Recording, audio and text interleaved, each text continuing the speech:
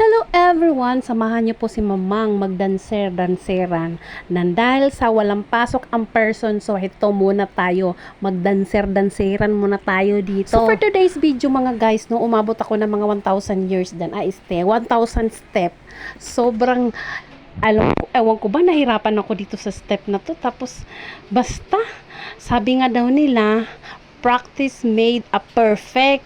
So heto naman, baka dito na talaga ako guys, dito na talaga ako papayat or di kaya liliit yung chan ko. At pagpasensyahan nyo na ang aking face lock dyan ha, kasi syempre napapractice ako, sinasaulo ko yung step. So ayan ha, nakikita nyo naman, ina-warm up ko muna yung mataba kong chan dyan, ang mataba kong katawan.